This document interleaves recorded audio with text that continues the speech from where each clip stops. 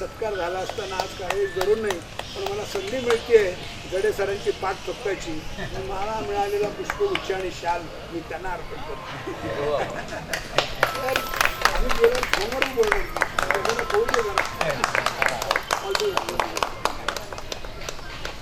माननीय अरविंदजी जोशी यांचा याच परिसमामध्ये सहभाग आहे. त्यांचा सत्कार या ठिकाणी उद्योजक तात्यासाहेब चव्हाण यांना विनंती करतोय की आपण माननीय अरविंदजी जोशी यांना आपण सन्मानित करावं. मानाची या ठिकाणी मानाची शाल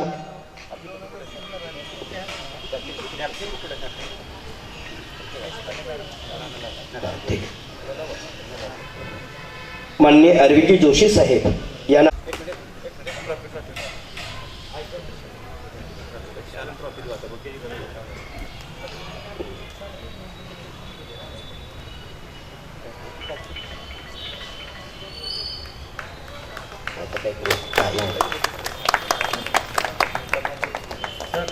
इकडे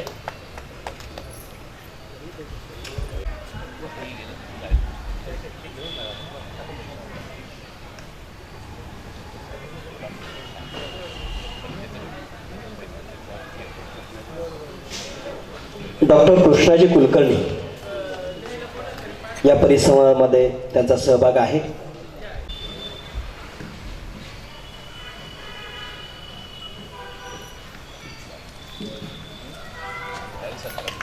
सर मंगळवेढा नगरपालिकेचे माजी नगरसेवक पण होत आहे ॲडव्होकेट विलासराव देशमुख यांचा सत्कार प्राध्यापक पठाण शिवशरणस यांना विनंती करतोय मी की आपण ॲडव्होकेट देशमुख यांना सन्मानित करावं.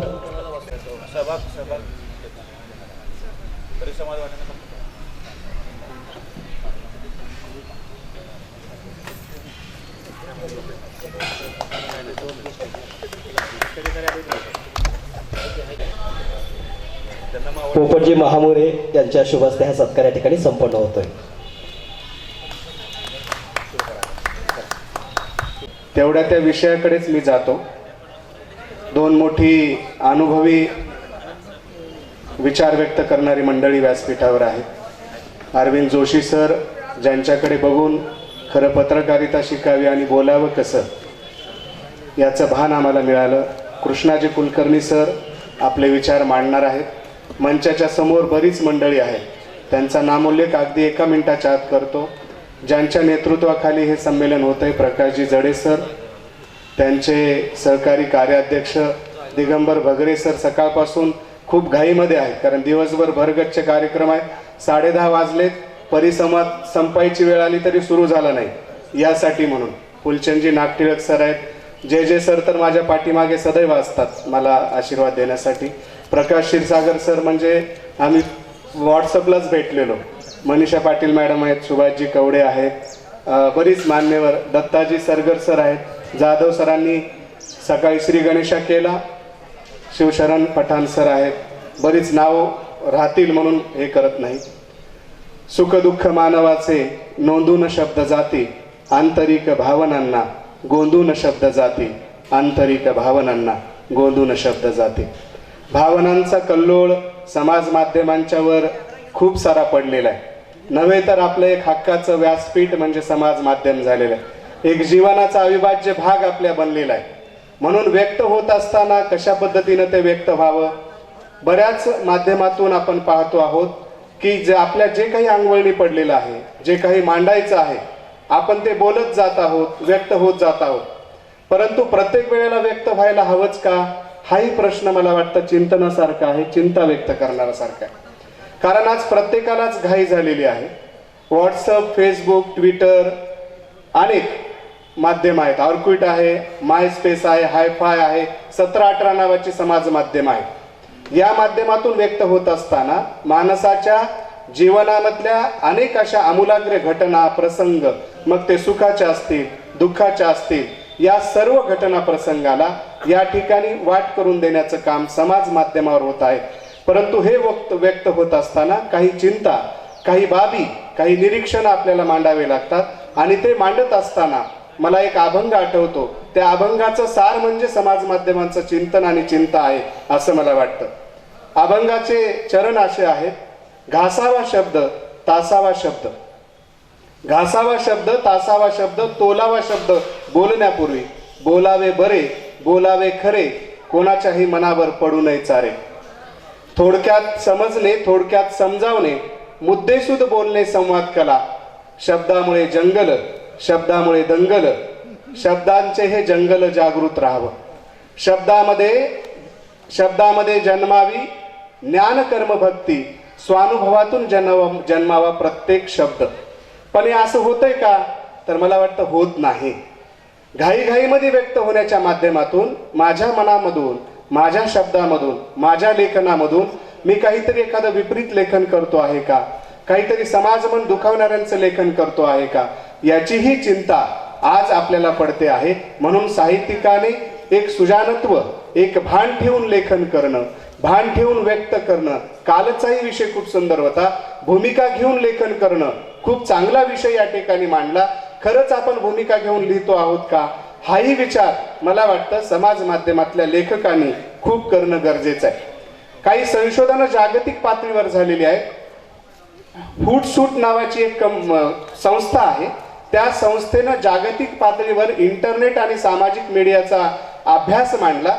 त्याचा वी आर सोशल नावाचा एक अहवाल 2018ला प्रसिद्ध झाला आणि यामध्ये जवळपास 79% भारतीय आज समाज माध्यमांच्या माध्यमातून जोडली गेलेली आहेत आणि सरासरी त्यांनी हा वेळ काढलेला आहे. याच्यापेक्षा जास्त वेळ आपला समाज माध्यमावर जातो.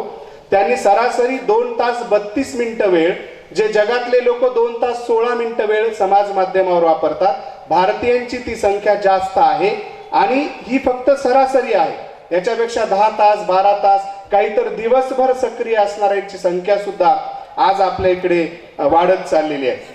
आणि हे मांडत असताना काही निरीक्षणं दिसून येतात. हे लेखन कशासाठी आहे? तर सवंग लोकप्रियतेसाठी आहे.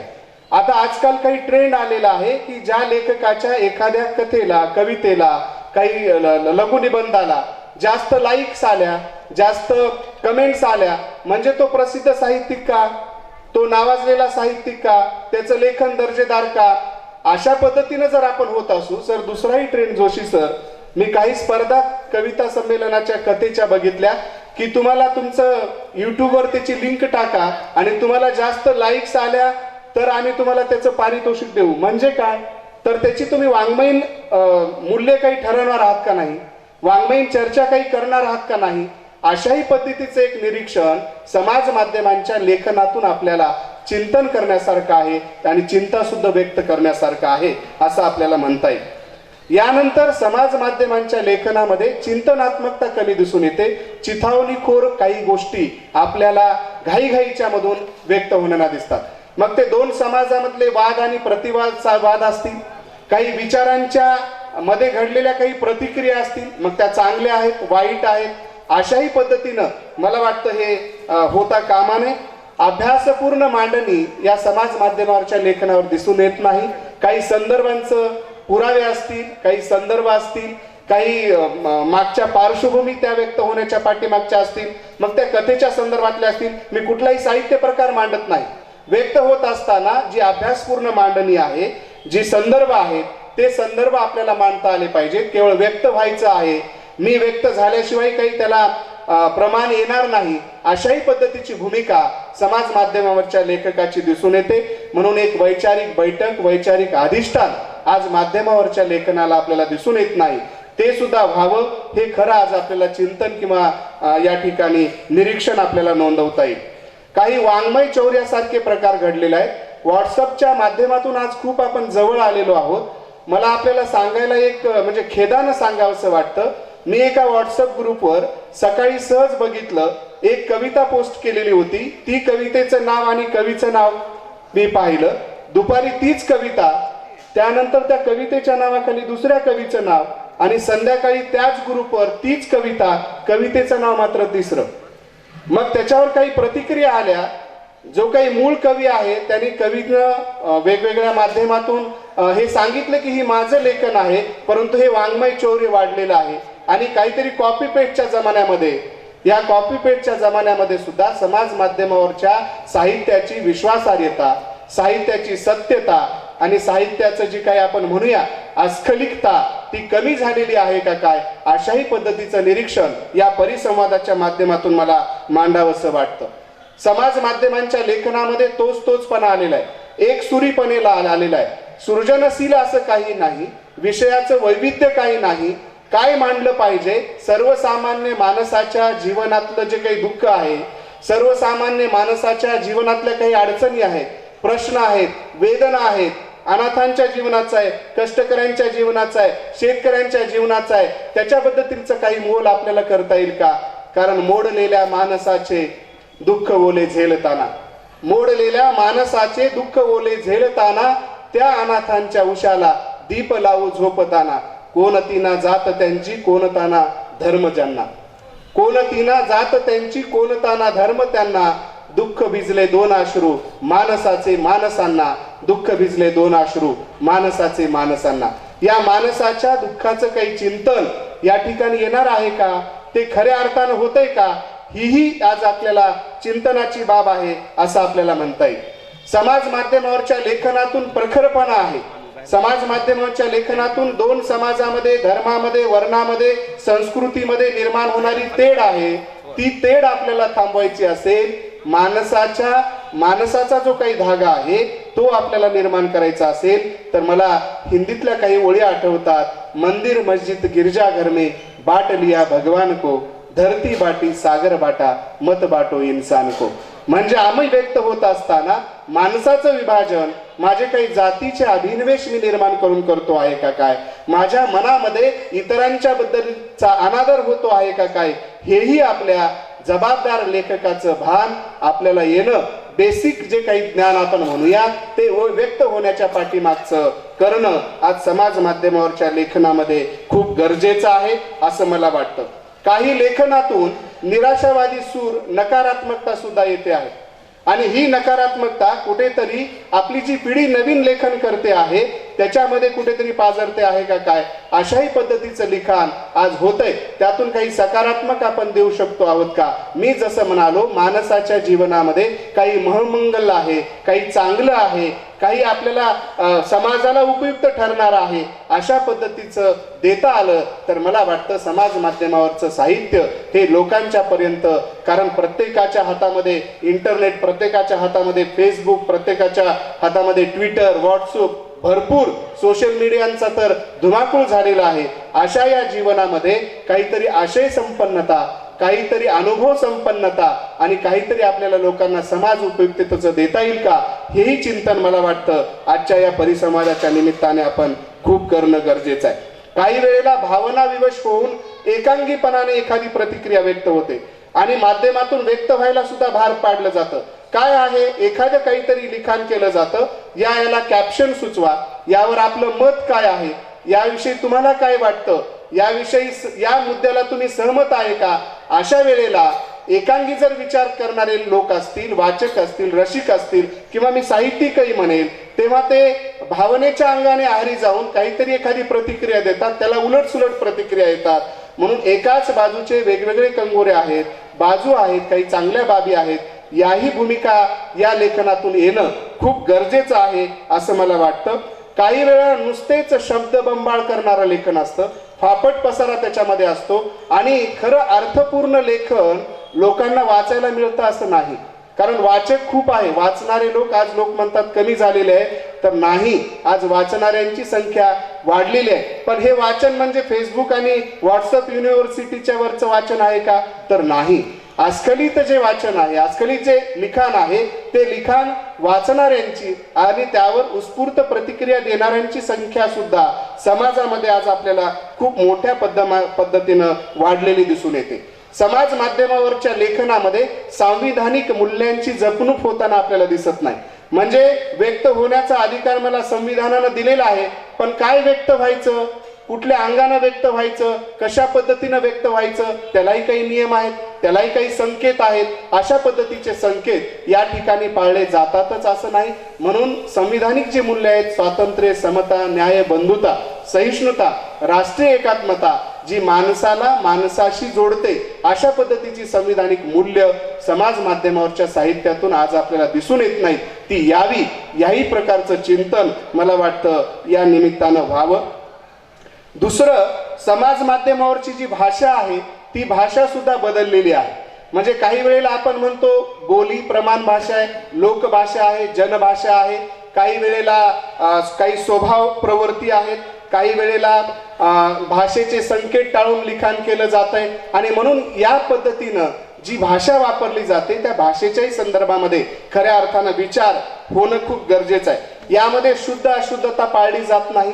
त्यामुळं काय झालेलं आहे की भाषेच्या ज्या आपण म्हणतो वापराच्या ज्या सीमारेषा आहेत त्या सीमारेषा धूसर झालेल्या आहेत. आणि म्हणून भाषेचं कुठंतरी सौंदर्य हरवलेले जात आहे का काय, प्रचारकी भाषा अशा पद्धतीची निर्माण होते आहे का काय. आणि या भाषेमधून जी काही बहुरंगी भाषा आहे, बहुडंगी भाषा आहे, बहुपदरी भाषा आहे, यामधून आपल्याला जो काही जनसमुदाय व्यक्त होताना दिसतोय, साहित्यामध्ये मत मांडू शकणारे दिसते. त्यामुळं भाषेचा पोत आणि पदर आपल्याला आशय आणि अभिव्यक्तीच्या दृष्टिकोनातून काही विचार व्यक्त करता येतील का, काही नवीन मांडता येईल का, अशाही पद्धतीची भूमिका आज साहित्यिकांनी घेणं खूप गरजेचं आहे. कारण समाज माध्यमावरच्या भाषेमध्ये कसल्याही प्रकारचं बंधन नाही. परवाच जर आपण वर्तमानपत्र वाचलं जोशी सर, डीप फेक नावावर काही मॉर्फिंग चालू आहे, तर त्या मॉर्फिंग मधून काही म्हणजे शब्दांचाच आशय नाही, दृक आशय असेल, श्राव्य आशय असेल, तर त्या मॉर्फिंगच्या संदर्भामध्ये शासन काही कठोर नियमन करण्याचा प्रयत्न या ठिकाणी करत आहे. त्या दृष्टिकोनातून म्हणून काही माध्यमावर आपण जे व्यक्त होतो त्यालाही काही मर्यादा घालता येतील का चांगल्या अर्थानं. कारण समाजामध्ये काही तेढ निर्माण होणं, सामाजिक स्वास्थ्य बिघडवणं आपल्या लेखनातून किंवा आपल्या व्यक्त होण्यातून ही काही चांगली भूमिका नाही. अशा पद्धतीची सुद्धा एक बाब आपल्याला या ठिकाणी निदर्शनास येते. ही समाज माध्यमावरची भाषा मूल्यविवेक हरवलेली आहे, विखारी स्वरूपाची आपल्याला व्यक्त होताना दिसते. आणि राष्ट्रीय एकात्मतेला जे काही आपण भंग म्हणतो किंवा राष्ट्रीय एकात्मता निर्माण न करणारी ही भाषा वापरली जाते. आणि म्हणून भाषा वापरताना सुद्धा आज संकोच आपण निर्माण केलेला आहे. खूप आपण खुजे झालेलो आहोत का काय, अशाही पद्धतीचा विचार येतो आहे. एकमेकांना शुभेच्छा देताना सुद्धा अरुणजी म्हात्रे सरांच्या समोर मी बोलतोय, मला जबाबदारीचं जाणीव आहे.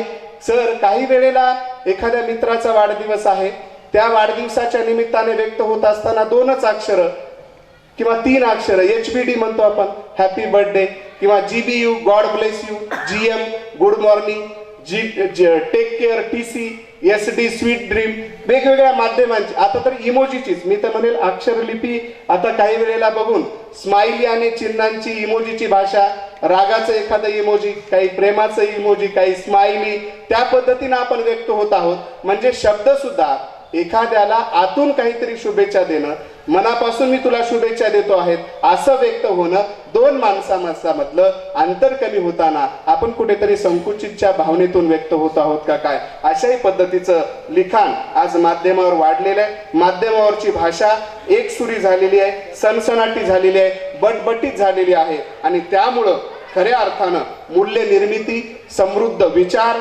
सकारात्मक चिंतन आणि विधायक चर्चा ही माध्यमावरच्या साहित्यामध्ये आपल्याला दिसून येत नाही. ती होणं खरं म्हणजे मराठी भाषेच्या अभिव्यक्तीसाठी, मराठी भाषेच्या समृद्धीसाठी खूप गरजेचं आहे असं मला वाटतं. समाज माध्यमावरचं लेखन वाढलंय, पण त्याच्या शिस्तीचा आणि दर्जाचं काय हा सुद्धा प्रश्न आपल्या समोर आहे.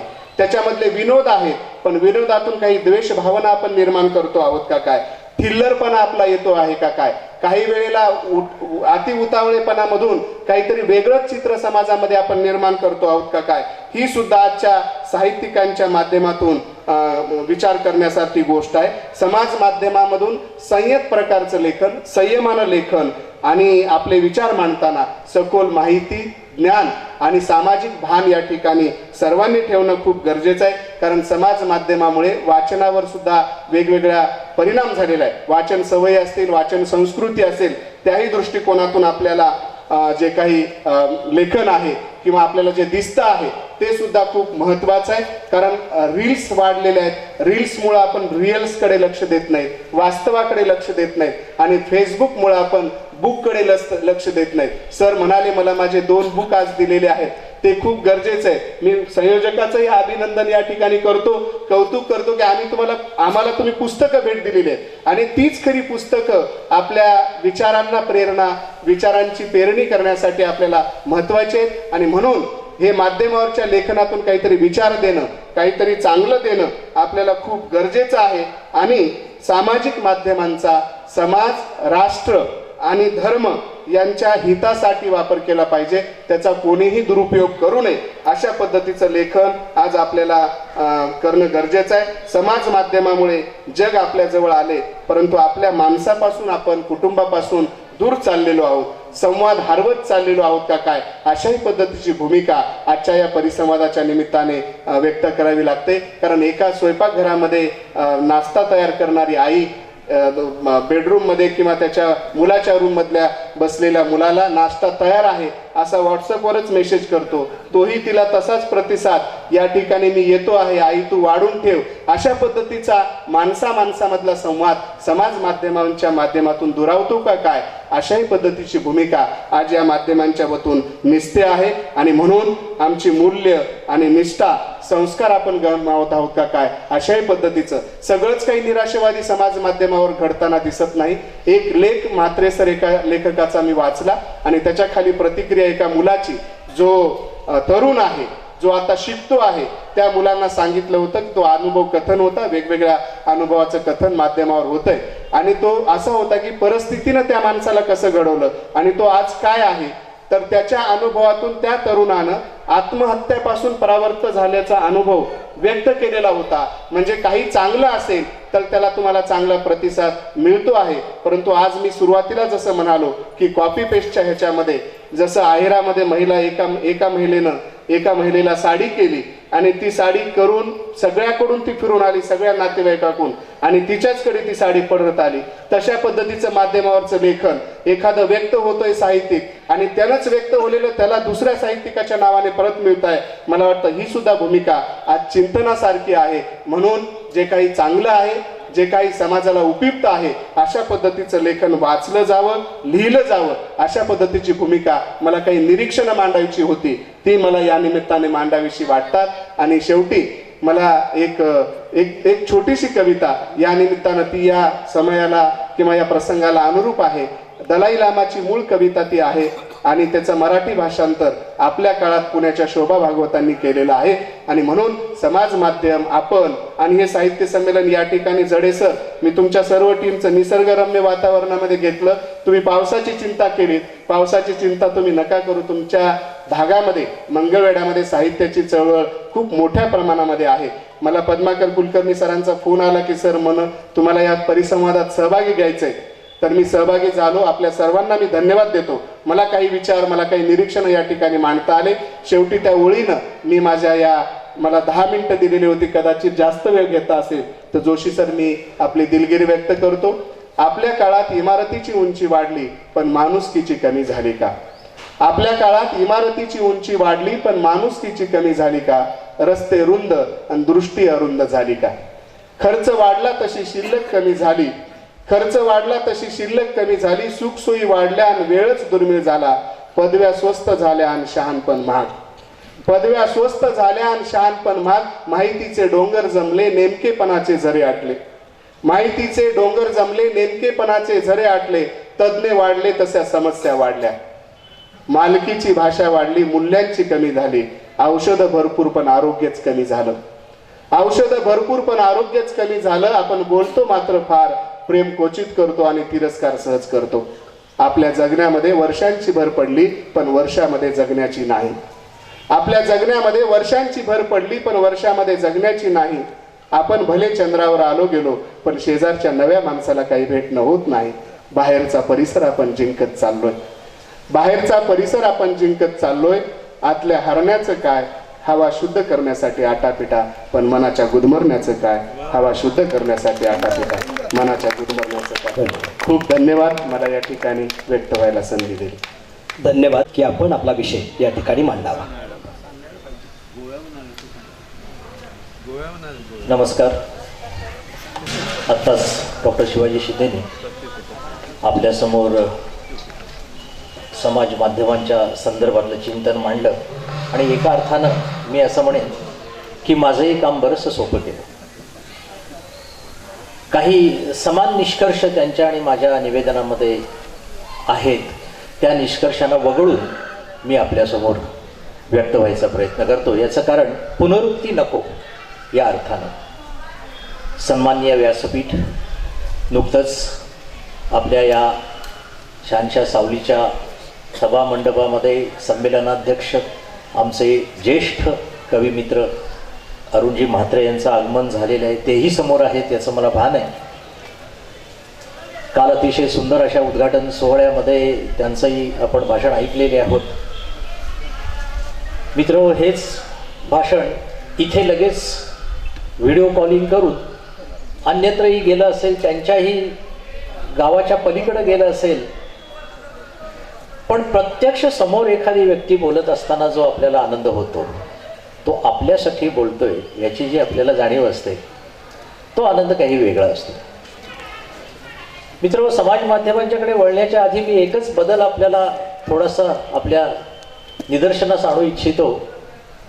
गाणी ऐकण्यासाठी आज आपल्याला असंख्य माध्यमं उपलब्ध आहेत. तुमच्या हातातल्या मोबाईलवर कुठलंही गाणं तुम्ही आता या क्षणी ऐकू शकता. तरी सुद्धा एखाद्या गायकाला आपल्या शहरामध्ये, आपल्या गावामध्ये आणून त्यांची मैफिल ऐकण्यामध्ये जो तुम्हाला आनंद वाटतो, तो एक जिवंतपणा जो असतो ना, त्या जिवंतपणाला आपण पारखे झालेले आहोत की काय, असं मला प्रामुख्यानं वाटतं. मित्र, तसं माध्यम हे नेहमी बदलतच राहिलेली आहे. अगदी एक काळ असा होता की आपण प्राचीन काळी फक्त मौखिक माध्यमावरच जगलेले होतो. लिखित माध्यमच नव्हतं. कालांतरानं कागदाचा शोध, मग अक्षरं, त्याच्यावर लिहिणं, मग ती छापणं वगैरे वगैरे, हे सगळे विकासाचे टप्पे तुम्हाला माहिती आहे. त्यामध्ये मी खोलात शिरणार नाही आहे. पण जोपर्यंत माणूस मौखिक परंपरेत होता तोपर्यंत तो समाजाशी जोडलेला होता. कारण तो बोलत होता, तो कुणाशी तरी बोलत होता, म्हणून दुसरा माणूस कुणीतरी होता. आणि तो एकदा लिखित स्वरूपात गेल्यामुळं तो एकटाच कुठेतरी बसून लिहू लागला. त्याचं समाजाशी किंचित तुटले पण लिखित या टप्प्यावर सुद्धा आलेलं आपल्याला दिसतं. मग कालांतरानं हाच लिखित टप्पा कसा पुढे पुढे पुढे जात आपल्या हातातल्या मोबाईलपर्यंत येऊन पोचला, याचंच आता आपल्याला सखोल चिंतन शिंदे सरांनी इथं मांडलेलं आहे. आणि त्यामुळं प्रामुख्यानं माझ्यासमोरचा एक प्रश्न आहे, मी बरेचसे मुद्दे त्यातले वगळून असं मी म्हणेन की माझ्यासमोरचा एक प्रश्न आहे की वाचन या शब्दाचा नेमका अर्थ आपण काय घ्यायचा. की कुठला येणारा पटकन मेसेज आपण वाचला, संपला वगैरे असा विषय आहे का? वाचन म्हणजे फक्त अक्षरावरून डोळे फिरवणं आहे का? प्रश्न आहे आपल्यासमोर. लक्षात घ्या, आजच्या ई माध्यमानं आपलं अक्षर वाचन संपवलं, हे आपण मान्य केलं पाहिजे. आपल्या भारतातले मराठीमध्ये वृत्त निवेदन करणारे पहिले वृत्त निवेदक टी व्हीवरचे डॉक्टर विश्वासजी मेहेंदळे आणि मी एका रत्नागिरीच्या कार्यक्रमामध्ये होतो. आणि कार्यक्रमाच्या आधी बोलत बसलेले असताना मेहेंदळे सर म्हणाले, मी टी व्हीवर बातम्या सांगत आलो, पण मला नेहमी वाईट वाटत आलं की लोक हे ऐकतील आणि सोडून देतील. कारण शब्द बापुडे पोकळ वारा असं त्याला वाटायचं आणि ते आले गेले निघून गेले. पण ज्यावेळी आपण एखादी गोष्ट वाचतो ना, त्यावेळी ती आपल्याला 3 वेळेला सांगितल्यासारखी वाटते. पहिल्यांदा कागदावरचं अक्षर आपण पाहतो, ती आपली ज्ञानेंद्रिय टिपून घेतात. हे ग आहे, हे म आहे, हे एक वाचन होतं आणि आपल्या मनामध्ये त्याची प्रतिमा तयार होते, हे दुसरं वाचन होतं आणि त्याचा आशय आपण मग एकत्र करून समजून घेतो, हे तिसरं वाचन होतं आणि मग ते आपल्या मनामध्ये दृढ राहतं. आमचे एक शिक्षक म्हणायचे की अरे, स्मरणशक्ती तरी अशी असली पाहिजे की तुला एखादा प्रश्न परीक्षेत आल्यानंतर तो प्रश्न, त्या प्रश्नाचं उत्तर पुस्तकाच्या कोणत्या बाजूवर आहे हे पान तुला तिथं दिसलं पाहिजे. उजव्या बाजूला आहे की डाव्या बाजूला, आणि लक्षात ठेव की त्या पुस्तकावर एखादा शाईचा डाग जरी पडलेला असला तरी तो तिथे दिसला पाहिजे. इतकं सुंदर अशा पद्धतीचं स्मरण ज्यांच्याकडे असेल तो काहीही करू शकेल असं ते म्हणायचे. तसंच वाचनाच्या बाबतीत मध्ये असं मी म्हणतो, अक्षरावरून डोळे फिरवणं म्हणजे वाचणं नव्हे, कुठला मेसेज बघणं म्हणजे वाचन नव्हे, कारण ते आपल्या आतपर्यंत पोचत नाही आहे. वाचन हे असं आहे की माणसाच्या उन्नयनाकरता आहे. खरं म्हणजे आपण किती पुस्तकं वाचली, किती पानं वाचली याची लांबी रुंदी आपल्याला सांगता येईल, पण लक्षात घ्या, वाचनानंतर जी आपली मनात प्रक्रिया सुरू होते त्याला चिंतन म्हणतात. चिंतनाला खोली असते आणि त्या चिंतनानंतर जर विचार मांडण्यासाठी आपण उभे राहिलो तर त्याला उंची असते. ही खोली, ही उंची फक्त लांबी रुंदीच्या सपाट भागावरून आपण जर जात राहिलो तर या खोलीला आणि उंचीला आपण आकळू शकत नाही. आणि तेच नेमकं शल्य आज समाज माध्यमांच्या बाबतीत मला जाणवतं. हे सगळं सपाट पद्धतीनं चाललेलं आहे. यापूर्वी काही समाज माध्यमं नव्हती असं नाहीये. आपले कीर्तनकार, प्रवचनकार, निरूपणकार, शिकवण देणारे आणि सगळे संत ना, हे सगळी समाज माध्यमच होती. त्यांचं साधन वेगळं होतं. फेस टू फेस, व्यक्तिशः त्यांचं साधन होतं. पण संतांनी समाज घडवला असं आपण ज्यावेळी म्हणतो ना, की समाज माध्यमच होती. बाबा महाराज सातारकर यांनी एक फार चांगलं उदाहरण दिलेलं आहे. ते म्हणतात की संत कोण? आपण नेहमी संत संत संत म्हणतो. संत कोण? तर 3 मित्र प्रवासाला निघाले मुक्तीच्या शोधामध्ये. त्यांच्या गुरुनी सांगितलं होतं की तुम्ही प्रवास करा, तुम्हाला मुक्ती भेटेल. जाता जाता तिघांना एका टेकडीच्या पलीकडून अतिशय सुंदर असा दिव्य प्रकाश दिसला. तिघांनी आपापसात चर्चा करून ठरवलं, जा रे तू बघून ये टेकडीवर चढून प्रकाश कसला आहे, आणि मुक्तीचा असेल तर आम्हालाही सांग बरं का. तो गेला, त्यानं पाहिलं खरोखर मुक्तीचा दिव्य प्रकाश होता. तो स्वतःला आवरू शकला नाही. त्यानं स्वतःला झोकून दिलं आणि तो मुक्त झाला. खाली दोघे वाट पाहत थांबलेले आहेत बराच वेळ, अजून हा कसा नाही आला. शेवटी दोघांनी ठरवलं की आता तू जाऊन बघून ये. दुसरा गेला, त्यानं पाहिलं अरे ज्याच्यासाठी आपण शेकडो मैलाची वाटचाल केली तोच हा मुक्तीचा प्रकाश आता आपल्याला राहवत नाही, आपणही मुक्त झालं पाहिजे. त्यानंही स्वतःला झोकून दिलं, तोही मुक्त झाला. खाली शेवटी एकटा राहिला. खूप वेळ वाट पाहिल्यानंतर तो या दोघांच्या शोधात टेकडी चढून वर आला. त्यानं पाहिलं की अतिशय सुंदर दिव्य असा मुक्तीचा प्रकाश आहे आणि बहुतेक आपले दोन्ही मित्र या मुक्तीच्या प्रकाशात मुक्त झाले असावेत.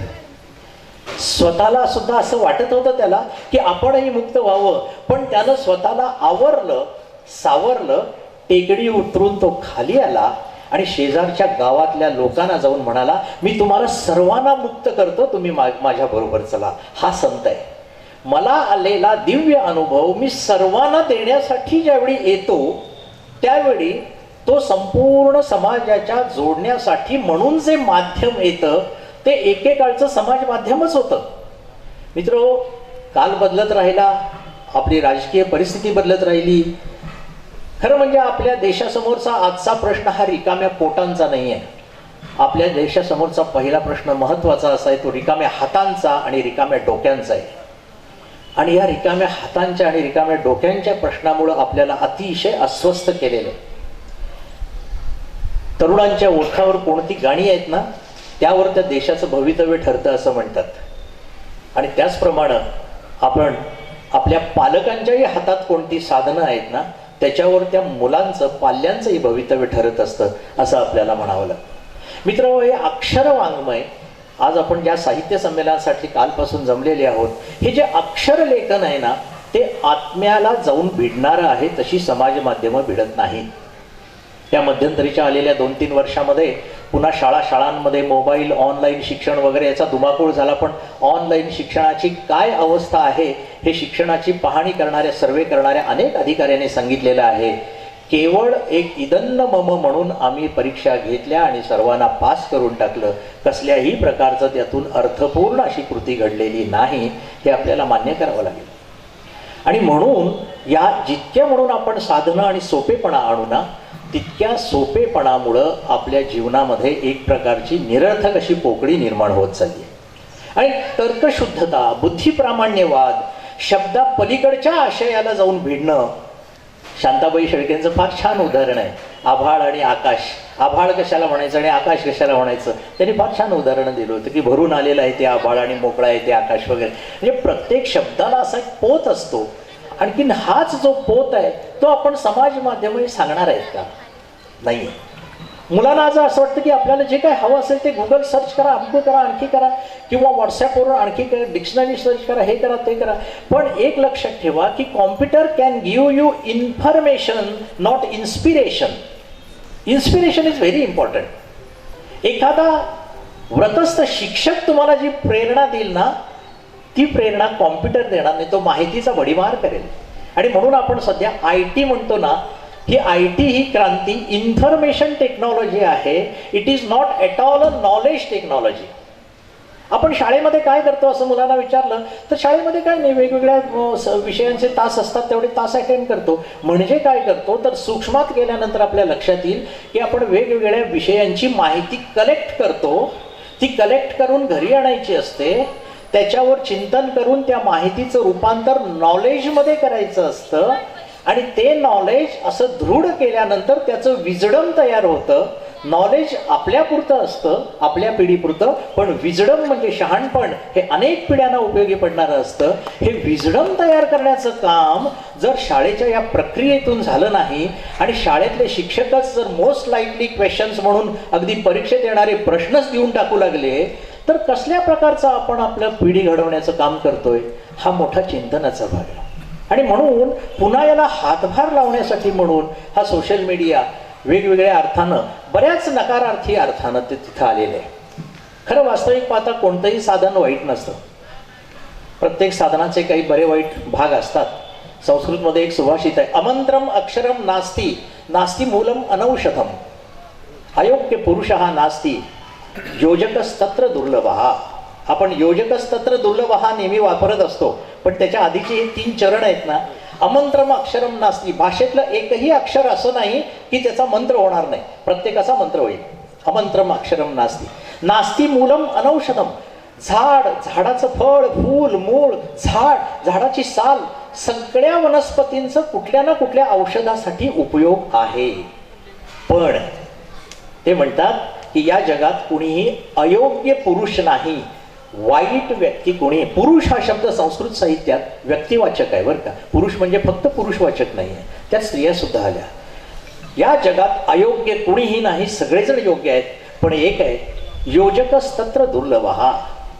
असा योग्य ठिकाणी योग्य व्यक्तीला सेट करणारा जो योजक असतो ना, योजना करणारा असतो ना, ते तंत्र मात्र आपल्याकडे दुर्लभ आहे. ही आमची वेदना आहे. त्यामुळे ठीक आहे, सगळी समाज माध्यमं आली ना, चुकीची नाही, वाईट नाही, पण त्या वापरावर आपलं नियंत्रण किंवा आपली तेवढी मानसिक सामर्थ्य आपल्याकडे आहे का? टीव्हीला बंद करण्यासाठी एक स्विच असतं हे किती जणांना माहिती आहे, सुरू करण्यासाठी स्विच असतं हे आपल्याला सगळ्यांना माहिती, पण बंद करण्यासाठी त्या स्विचचा रिव्हर्स उपयोग करायचा असतो हे आपण. कारण याचं कारण असं आहे की आपण हे सगळं भान हरपून करत असतो. आणि मित्रांनो लक्षात घ्या की कागदावर आलेलं एखादा अक्षर हा खरं तर एक दैवी अनुभव असतो. ग्रंथव्यवहारामध्ये तर असं म्हटलेलं आहे, लेखकाच्या मनामध्ये जितक्या कल्पना आलेल्या आहेत त्यातल्या अर्ध्याहून कमीच कल्पना कागदावर उतरतात. जितक्या कागदावर उतरलेल्या आहेत त्यातल्या अर्ध्याहून कमीच कल्पनांना छापीत स्वरूप प्राप्त होतं. जितक्या छापल्या जातात त्यातल्या अर्ध्याहून कमीच विकल्या जातात, आणि जितक्या विकल्या जातात त्यातल्या अर्ध्याहून कमी वाचल्या जातात, आणि ज्या वाचल्या जातात त्यातल्याही अर्ध्याहून कमी समजून घेतल्या जातात. म्हणजे ग्रंथ निर्मितीचा हा व्यवहार किती स्लो मोशनमध्ये जातो, कसा झिरपत जातो. आणि अशा अर्थानं आपली मराठी भाषा इतकी समृद्ध आणि पूर्णपणे आपल्याकडे सर्व प्रकारचं ज्ञान देण्यासाठी समर्थ असताना सुद्धा आपलं त्याच्याकडे अक्षम्य दुर्लक्ष होतं, याचं भान आपल्याला असणं आवश्यक आहे. मित्रहो, बाकीचे सगळे मुद्दे वगळून आता मी ई माध्यम आणि मराठी, कारण आपला मराठी हा आत्मा आहे, या मराठीकडे मी येतोय. खरं वास्तविक रत्नागिरीला एका कार्यक्रमाला गेलो होतो, तिथे प्राचार्य होते, अध्यक्ष. ते म्हणाले आता हे सगळे ते ग्रंथालय वगैरे विसरा, आता काही पुस्तकाची मोठमोठी बाळं कोण आता सांभाळत बसणार, मायक्रो फिल्म्स आल्या, काय डिजिटलायझेशन आलं, हे आलं ते आलं, आता पुस्तकं वगैरे अशी वाचायची नाहीत, कानातनं स्पीकर घालून वगैरे ऐकायचं वगैरे, असं त्या म्हणाले. आणि त्या संमेलनाला जमले होते 240 ग्रंथपालांचं संमेलन होतं, ते 240 ग्रंथपाल होते, सगळे अस्वस्थ. आणि त्यांनी ते म्हणाले आता की जे कुठं पोहोचलं, इंग्रजी भाषा काय झाली, अणूक झालं, आणि आता यातनं तुम्ही बाहेर पडा, ही बॅरिकेड्स आहेत आपल्या भोवतीची, या मर्यादा आहेत, यातून बाहेर पडावं. त्यांच्या एका अर्थानं ते बरोबरही होतं, पण जो आपला मूळ कणा आहे ना तो फार महत्त्वाचा आहे. मित्र, एक लक्षात घ्या, गेल्या पिढीचे आपले विचारवंत विष्णुशास्त्री चिपळूणकरांनी एके ठिकाणी म्हटलेलं आहे की इंग्रजी भाषा वाघिणीचं दूध, इंग्रजी ही जगाकडे पाहण्याची खिडकी आहे, असंही म्हटलेलं आहे. आणि बरोबर आहे, त्यांचं विचारवंत मनुष्य, अगदी बरोबर आहे.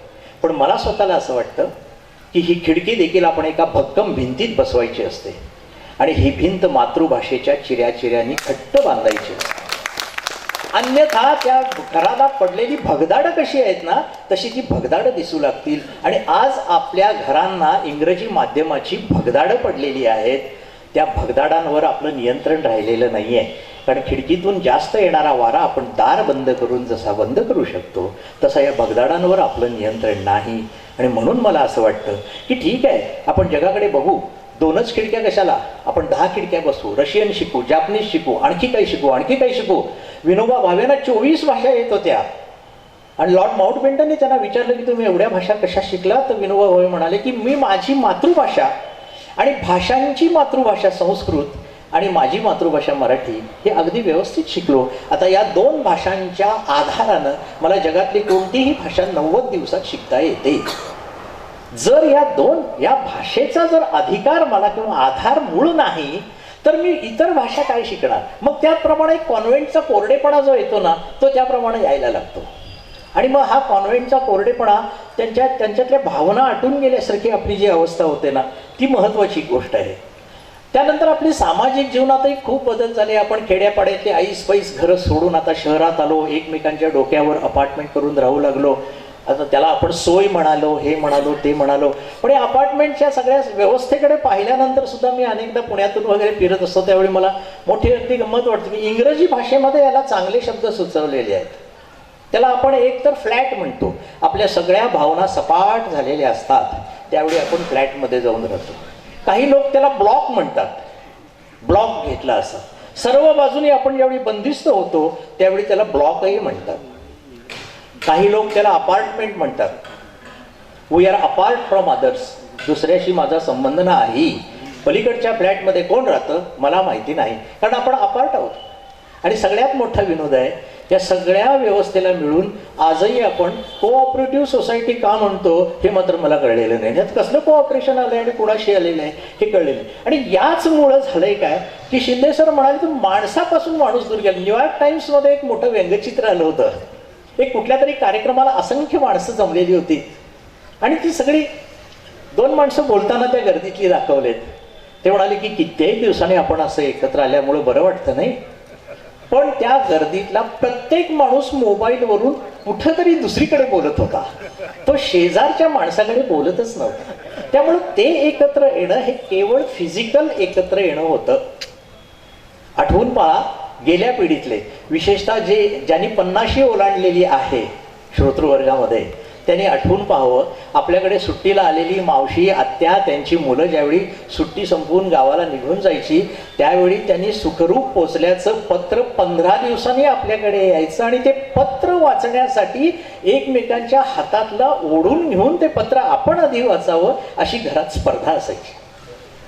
राहिलंय का तेही राहील. निदान एकमेकाचा मोबाईल सुद्धा प्रत्येकाचा मोबाईल वेगळा त्यामुळे तेही काही राहिलेलं नाही. निदान आपण भांडण्यासाठी तरी खरं मला असं वाटतं की सार्वजनिक नळ जे होते ते नळ असायला पाहिजे होते कारण निदान भांडण्यासाठी तरी आपण एकत्र येत होतो. भांडण्यासाठी तरी तिथं बायका एकत्र तेही आता बंद झालं. आणि मग पुलंनी कधी काळी विनोद केला होता की भांडणाचे क्लासेस कसे मुंबईला निघाले वगैरे आणि मग ते पुलं बघायला गेले वगैरे आणि त्या पुलांना दिसलं की तिकडे भांडणाचे क्लासेस सुरू आहेत. फर्स्ट इयरचा क्लास सुरू आहे आणि इन्स्ट्रक्टर पुलांकडे माहिती देत आहेत. ही पहिल्या वर्षाची बॅच ती दुसऱ्या वर्षाची बॅच. तेवढ्यात पहिल्या वर्षाच्या बॅचकडून तुझ्या बापाचं काय जातं असे शब्द ऐकू येतात. तेवढ्यात इन्स्ट्रक्टर म्हणतात हा बाप आत्ता फर्स्ट इयरला नाही काढायचा बाप सेकंड इयरला काढायचा. म्हणजे भांडणाचे सुद्धा टप्पे आहेत. अरे हे असं करावं लागेल का हे सांगावं लागेल का हा घास असा आहे याची चव अशी आहे असं सगळं सांगावं लागेल का इतकी अशी फार विचित्र परिस्थिती झालेली आहे. मित्रहो मराठीचं काय होणार या माध्यमामध्ये हा प्रश्न गेली अनेक वर्ष वेगवेगळ्या साहित्य संमेलनांच्या व्यासपीठावरून चर्चेला जातोय. खूप वर्ष त्याच्यावर परिसंवाद झडतायत. आजही आपण साहित्य संमेलन भरवतोय. खेड्यापाड्यातून माणसं येतात. मातीतली माणसं लिहित असतात. हे बघितलं की आश्वासक असं वाटतं. असं वाटतं की अक्षरांचं हे देणं आज उद्यात फिटत नाही. एवढ्या लवकर आकाश कोसळेल असं काही वाटत नाही. अजून कुठेतरी आपल्याला हा आधार आहे आणि या अक्षरांच्या आधाराने आपण पुढे जाऊया असं मला वाटतं. आणि त्यामुळं ही माध्यमं हा जो आपल्याला विचार करू देत नाही आहेत ना कारण आपण टी व्हीवरच्या एका फ्रेमवर विचार करत बसलो तर 100 चित्र आपल्यासमोर निघून जातात, विचारच करता येत नाही आपल्याला. आणि हा विचार करण्याचं थांबणं हे मानवजातीच्या दृष्टीनं फार भयानक आहे. आणि अशी कुठलीही साधनं असू नयेत की माणसाच्या विचारावर त्यांनी कमांड करावं. आणि त्यामुळं प्रामुख्यानं हा सगळा जो भाग आहे तो वास्तविक पाहता हा संस्कार शैक्षणिक क्षेत्रातून यायला हवा होता, पण शिक्षण क्षेत्रही त्यामध्ये अपयशी ठरलंय असं दुःखानं म्हणावं असं वाटतं, खेदानं म्हणावं असं वाटतं. आणि आपल्यासमोर एकापेक्षा एक अशी आव्हानं येत चाललेली आहेत. आर्टिफिशियल इंटेलिजन्सचा आता उल्लेख झाला, त्याचबरोबर त्यांनी ह्याचा डीप फेकचाही त्यांनी उल्लेख केला. हॅकर्सनी आता तर धुमाकूळ घातलेला आहे. आणि गंमत अशी आहे की सायबर क्राईममध्ये मदत करण्यासाठी पोलीस सुद्धा हॅकर्सना बोलवतात. आता हॅकिंग हाच मुळात गुन्हा आहे, आणि हॅकिंग हाच जर गुन्हा आहे तर पोलीस त्या गुन्ह्याच्या आधारानं दुसरा गुन्हा शोधतायत. तर मी एका पोलीस अधिकाऱ्याला विचारलं की असं का? नाही, ते आमचं हॅकिंग असतं ना ते एथिकल हॅकिंग असतं म्हणा, त्याला एक नैतिक अधिष्ठान असतं. आणि म्हणून म्हणजे मी नैतिक अधिष्ठानात एक चोरी करतो म्हणजे ठीक आहे, आणि चोरी सापडली की मी म्हणेन की मला नैतिक अधिष्ठान होतं म्हणून मी चोरी केली. आता या चोरीला कसलं आले नैतिक अधिष्ठान? म्हणजे हे सगळे शब्दांचे खेळ करत आपण चाललेले आहोत ना. त्यामुळं मला सोहिरोबानाथ, आमच्या गोव्याचे एक म्हणजे बांद्याचे एक संत सोहिरोबानाथ आंबिये यांचं फार एका अभंगातले 2 शब्द नेहमी आकर्षित करतात. संत संगतीने समज ध्यानी आणूनी पुरती उमज. एकाच ओळीमध्ये समज आणि उमज असे 2 शब्द आहेत. आणि आपण व्यवहारामध्ये समजलं उमजलं रॅन्डमली आपण साधारण समानार्थाने वापरत असतो. पण वीरा करंदीकरांनी आपल्या एका प्रवचनात फार छान विवेचन केलेलं होतं. ते म्हणाले समजणं म्हणजे इंग्रजीमध्ये to understand is an external process. मी तुला सांगितलं, समजलं का? हो समजलं. Cigarette smoking is injurious to health लिहिलेलं असतं पाकिटावर, सगळ्यांना समजतं. पण ते वाचत वाचत असंख्य लोक सिगरेट ओढताना आपल्याला दिसतात. म्हणजे समजणं हे पुरेसं नाही हे आपल्याला पटलेलं आहे. मग पुढं जाऊन उमजणं टू रिअलाइज इट. आणि रिअलायझेशन ही आतून बाहेर येणार आहे. म्हणजे गेली 20 वर्ष मी यांना ओळखतो, पण हा कसा आहे हे आज मला उमजलं. म्हणजे काय 20 वर्ष तू काय करत होतास आणि आज उमजलं म्हणजे काय झालं? ते आतून झालेलं ज्ञान आहे. आणि हे जे उमजणं आहे ना, आपली शिक्षण व्यवस्था आपली संस्कार व्यवस्था ही जोपर्यंत उमजण्याच्या पातळीवर जात नाही तोपर्यंत सगळं वरवरचं राहणार आहे, समजणंच राहणार आहे. आणि त्यामुळं शिक्षण व्यवस्थेमध्ये आज माहितीचा भडीमार सुरू आहे, प्रचंड भडीमार सुरू आहे. समजण्याशीच फक्त आपल्याला माहिती आहे. एखादा आता आम्ही गेली 30 वर्ष आम्ही प्राध्यापकी केली. मुलांना जर विचारलं की एखादं संत साहित्य शिकवताना, अरे तुम्ही स्कूलमध्ये वगैरे एखाद्या शाळेत असताना हायस्कूलमध्ये असताना तुकारामाचे काही अभंग शिकले असतील ना? कारण तुकारामाचे अभंग नाही, ज्ञानेश्वर नाही, असं टेक्स्टबुकच नाही आहे मराठीत. त्यामुळं तर त्या मुलांच्या चेहऱ्यावर स्पष्ट नाराजी दिसते. होऊन गेलेल्या वर्षाबद्दल तुम्ही आम्हाला का विचारता? ते काय होतं ते आम्ही शिकलो, तिथल्या तिथं टाकलं आणि निघून आलो. आता आम्हाला पुढे जायचं. मला सांगा की एका इयत्तेतून दुसऱ्या इयत्तेत जाणं म्हणजे त्या इयत्त्यांचं ज्ञान तिथं टाकून येणं की ते साठवत पुढे येणं, ह्या संकल्पना त्यांच्यामध्ये रुजवणं अत्यंत आवश्यक आहे.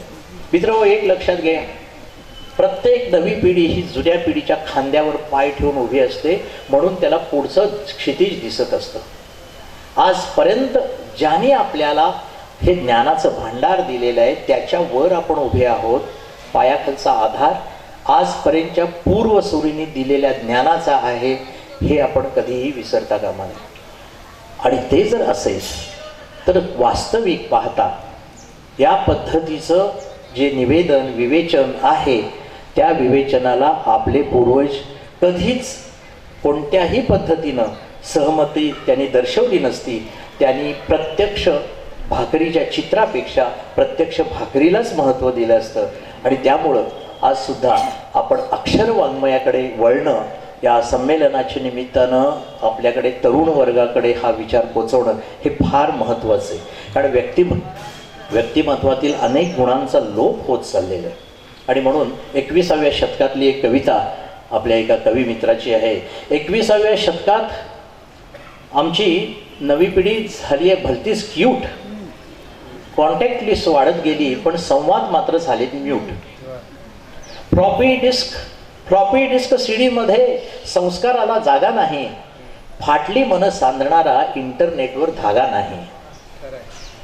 या विज्ञान युगात आपण भलतीच केली आहे चूक, या विज्ञान युगात आपण भलतीच केली आहे चूक.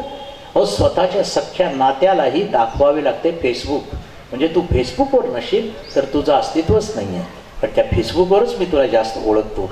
अशी जर अवस्था आली आणि समोरच्या माणसाला जर आपण ओळखू शकत नाही, तर या सगळ्या माध्यमांनी आपल्याकडे जो काही भावनिक अशा पद्धतीचा दहशतवाद आणलेला आहे, खरं म्हणजे हा भावनिक दहशत टेरोरिझमच आहे एक प्रकारचा. हा सगळा दहशतवाद आपल्याला आपलं कुटुंब फोडायला अत्यंत महत्त्वाचा ठरेल आणि त्यानंतर आपल्याला सांधून घेणं फार कठीण होईल. तत्पूर्वी आपण काही गोष्टींवर खऱ्या अर्थानं काही मर्यादित अशा पद्धतीनं त्याच्यावर त्या उपयोगावर मर्यादा आणणं हे फार महत्त्वाचं आहे असं मला प्रामुख्यानं वाटतं. त्यामुळं कोणतंही साधन जरी वाईट नसलं तरी त्या साधनांच्या वापराबद्दलची सजगता आपल्या समाजामध्ये असली पाहिजे. आणि ती जर नसेल तर ते साधनच आपलं भक्षण करून जाईल आणि आपण भक्ष ठरू, ही भीती फार महत्त्वाची आहे असं मला वाटतं. मित्र, असं एक हल्लीच झालेल्या एका नवीन संशोधनानुसार एक स्टॅटिस्टिकल डेटा, रीडर्स डायजेस्टनं एक संशोधन केलं आणि त्यात स्टॅटिस्टिकल डेटा दिलेला आहे. 20 मिनिटाच्या पलीकडे आपण कोणाचं कॉन्सन्ट्रेशन फारसं खेचून घेऊ शकत नाही. त्यामुळे आता शाळा कॉलेजेसमधली लेक्चरसुद्धा 40 मिनिटाऐवजी 20 मिनिटावर आणावीत की काय, असा UGCमध्ये वगैरे एकदा बैठकीमध्ये विषय झालेला होता. पण 20 मिनिटात काही सांगणं शक्य नाही असं वगैरे निर्णय. त्यामुळं आता मी असं म्हणेन की माझीसुद्धा ही वेळ मर्यादा आपल्या समोरची संपत आलेली आहे, संपलेली आहे आणि तत्पूर्वी मी इथे थांबतो. मला इथे थेट गोव्याहून इथे आपल्या मंगळवेढ्यासारख्या इतक्या संत भूमीमध्ये येऊन मला माझे विचार मांडण्याची संधी आपण सर्वांनी दिली. आमचे मित्र पद्माकर कुलकर्णी आहेत, सगळे आमचे हे लोकरे आहेत, आमचे लहूजी आहेत, या सर्वांनी मला इथे संधी दिली त्याबद्दल मी त्यांचा मनःपूर्वक आभारी आहे. धन्यवाद. धन्यवाद सर. त्यातून त्यांनी मांडलं आणि त्यांना एक विशेष वेळ आहे. वाचन संस्कृती लोप पावत जात असताना अनेक वाचनालयाला ते भेटी देतात आणि आजही अनेक वाचनालयाला पुस्तकं दान देण्याचा हा त्यांचा सातत्यानं चाललेला उपक्रम अतिशय उल्लेखनीय आहे. पुनश्च एकदा सन्मान्य अध्यक्षांचं मी या प्रसंगी स्वागत करतो आणि अध्यक्षी मनोगत आपण व्यक्त करावं ही विनंती करतो. सन्मान्य व्यासपीठ, या साहित्य संमेलनाचे अध्यक्ष अरुणजी म्हात्रे आणि उपस्थित सर्व बंधू भगिनींनो, समाज माध्यमातील साहित्य, चिंता आणि चिंतन असा एक विषय आजच्या परिसंवादाला दिला आणि त्याचं अध्यक्षपद मला आधी सांगितलं होतं अध्यक्ष, नंतर वक्ते असाल म्हणून सांगितलं. मी म्हणलं की अध्यक्ष असणं सोपं आहे, आधीचे वक्ते काय बोलले त्यात टीका टिप्पणी केली की काम भागतं, परंतु वक्ता म्हणून यायचं असेल तर काही अभ्यास करून यावं लागतं. पण मला अभ्यास करून यायची गरज पडली नाही, कारण मी समाज माध्यमातल्या सगळ्या दोषांचाही साक्षीदार आहे आणि स्वतः त्याचे परिणाम भोगतोय आणि त्याचे जे काही फायदे ते सुद्धा भोगतोय. खरं म्हणजे आजच्या कार्यक्रमाला येणं मला फार अशक्य होतं. मुलीचं लग्न ठरलेलं आहे आणि सगळ्यांना माहिती की म्हणजे टाळ्याचा विषय नाही आहे, मी सांगितलं टाळ्या वाजवा. लग्नामधली सगळ्यात कठीण जबाबदारी पत्रिका वाटणं आणि 3 दिवसापासून पत्रिका वाटून विलक्षण थकून गेलो होतो. काल एका मित्राकडे गेलो, त्यांनी सांगितलं की तुला आता पत्रिका वाटायची गरजच नाही, व्हॉट्सअपवर सगळ्या पत्रिका पाठवून दे. आणि 600 पत्रिका काल 3 तासामध्ये पाठवून मी मोकळा झालो. सोशल मीडियाचा हा फायदा आहे की नाही मला सांगा. आपण आज सोशल माध्यमावर अशी ज्या प्रकारे चर्चा उपस्थित करत आहोत तशी चर्चा फार वर्षापासून होत आलेली आहे. अनंत काणेकरांचे निबंध होते आम्हाला शाळेमध्ये, त्यावेळेस एक निबंध होता गेले ते दिवस. म्हणजे काही म्हातारे लोक असतात आणि आजकाल चालले ते काही बरोबर नाही. आमच्या दिवस असे कसे होते ते दिवस, काय त्यावेळेस काय आम्ही चांगलं तूप खात होतो आणि ते 1 रुपयाला 3 शेर मिळत होतं. गेले ते दिवस. आणि ते सारखं गेले ते दिवस म्हणणारे गणू काका होते.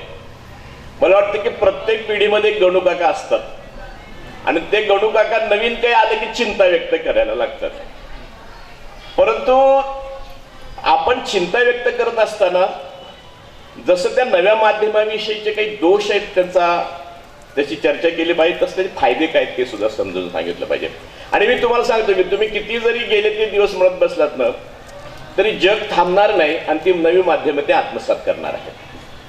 आता अशी चर्चा आजवर अनेक वेळा होत आली की नाही मला सांगा, की ज्यावेळेस टीव्ही आला त्यावेळेस काय म्हणायला लागले लोक, हे काय टीव्ही, काय अर्थ आहे सगळं, आता दिवसभर करमणूकच करत बसायला लागले. खरंच आहे, करमणुकीला जास्त स्थान मिळालं आयुष्यामध्ये टीव्हीमुळं.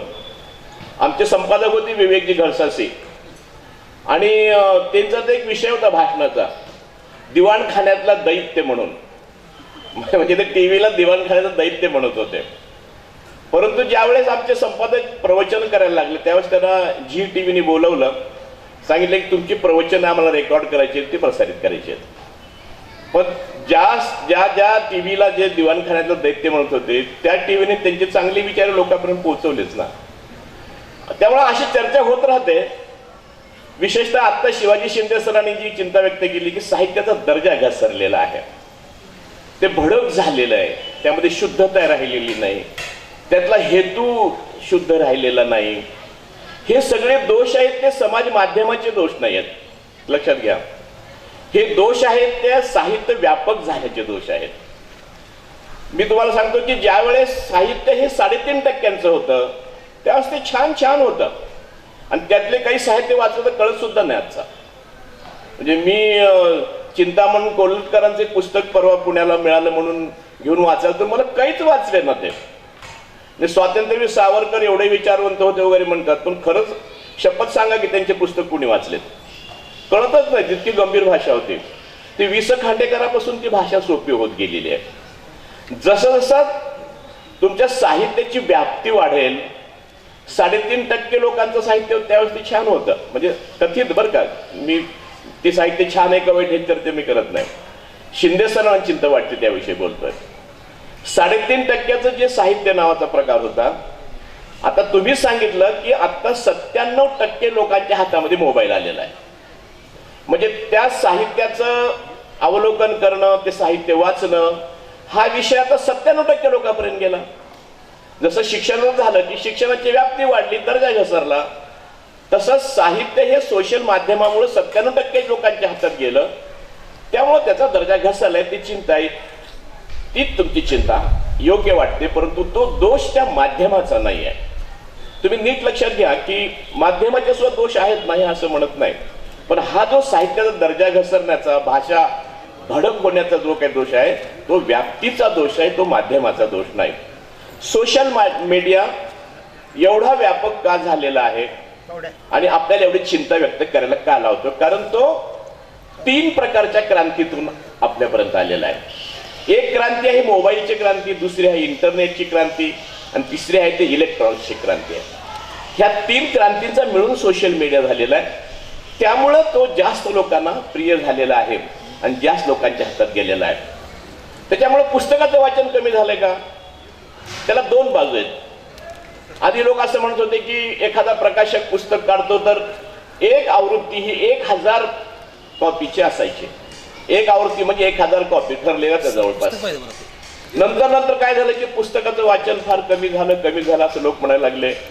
मग प्रकाशक म्हणाले की आता 1000ची आवृत्ती खपणं फार अशक्य आहे, आता आम्ही 500 पुस्तकं छापतो एका आवृत्तीमध्ये. आणि गेल्याच महिन्यामध्ये एका मित्राने आमच्या पुस्तक छापलं तर प्रकाशकाने सांगितलं फक्त 300 कॉप्या, 500 सुद्धा नाही. आता आवृत्ती 300 प्रतीवर आलेली आहे.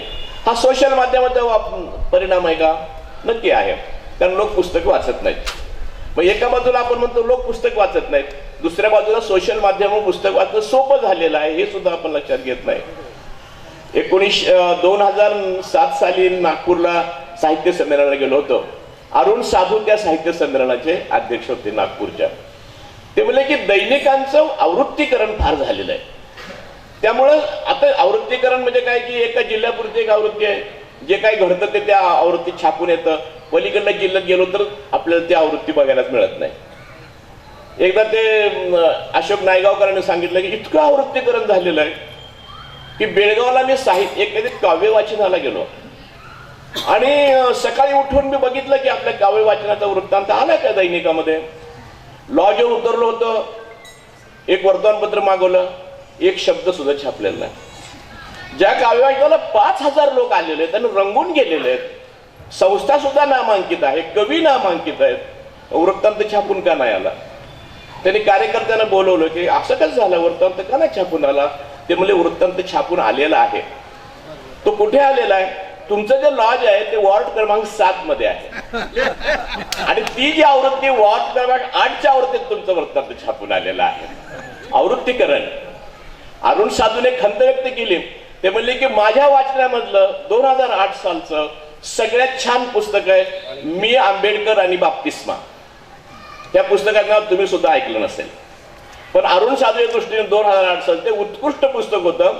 चंद्रपूरला MSEB मध्ये चपराशे म्हणून नोकरी करणाऱ्या एका लेखकाने ते पुस्तक छापलेलं होतं, लिहिलेलं होतं. त्या पुस्तकाचं परीक्षण चंद्रपूरच्या आवृत्तीत छापून आलं, दुसऱ्या आवृत्तीतून काढून टाकण्यात आलं. त्यामुळे लोकांना काही कळलंच नाही.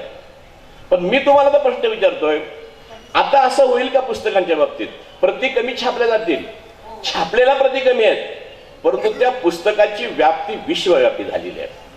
आज मी एखादं पुस्तक जर ऑनलाईन टाकलं, जगात कुणी वाचू शकतं.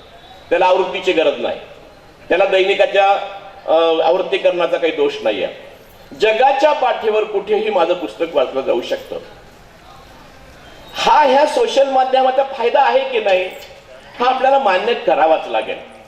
दुसरी गोष्ट म्हणजे संदर्भ बघण्याच्या बाबतीमध्ये मी सध्या 2 दैनिकांचे रोज अग्रलेख लिहितो आणि तुम्हाला म्हणून मुद्दाम सांगतो, गर्व म्हणून सांगत नाही.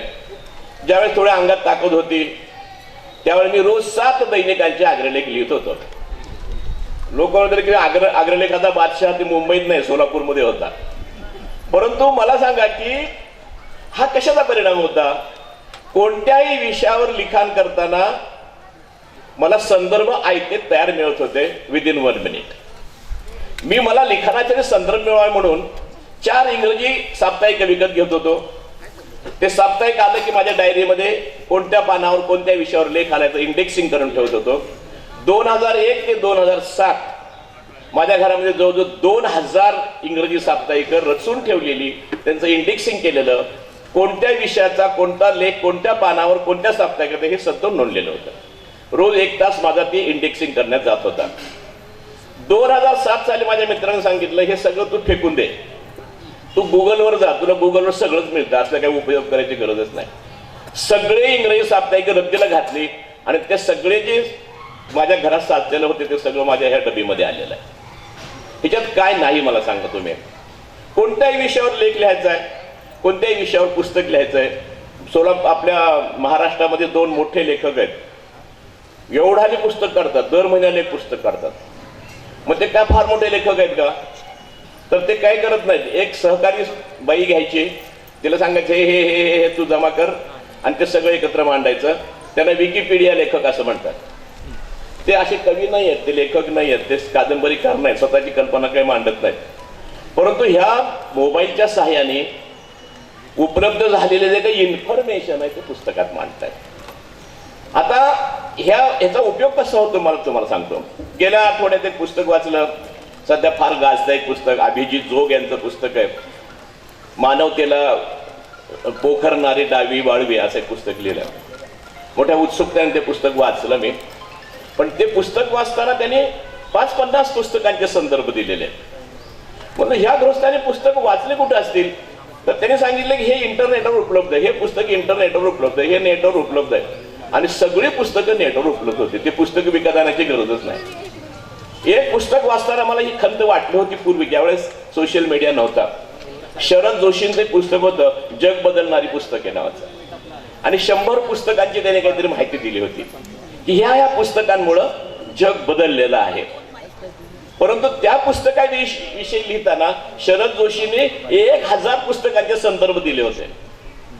ते त्यांनी वाचले असतील आणि ते शरद जोशी एक आश्चर्यच होतं. परंतु ते पुस्तकांनी जर आपल्या डोळ्यांनी तरी पाहावेत अशक्य गोष्ट होती. त्यांनी ते कुठे वाचले आपल्याला माहित नाही. परदेशात राहत होते आणि सतत वाचत होते. आता नेटच्या जमान्यात मात्र मला ते सगळी पुस्तकं बघायला मिळू शकतात. ही किती सुदैवाची गोष्ट आहे बघा. मग हा सोशल मीडियाचा फायदा का तोटा आहे? मी तुम्हाला सांगतो की सोशल मीडियाचे काही तोटे आहेत ते जाणवणारे. जसं मी सरांना म्हणलो की साहित्याचा दोष आहे तो मीडियाचा दोष नाही आहे.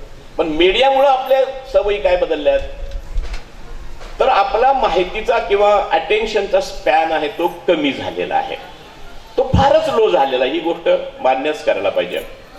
ज्यावेळेस आमच्या आयुष्यामध्ये टीव्ही प्रगटला त्यावेळेस तो आमचा जो अटेन्शनचा स्पॅन होता 25 मिनिटावर आला. 25 मिनिटाला की आपण चॅनल बदलतोच. ती कथा सुद्धा आपल्याला वाहवत नेते म्हणून आपण ते बघतो.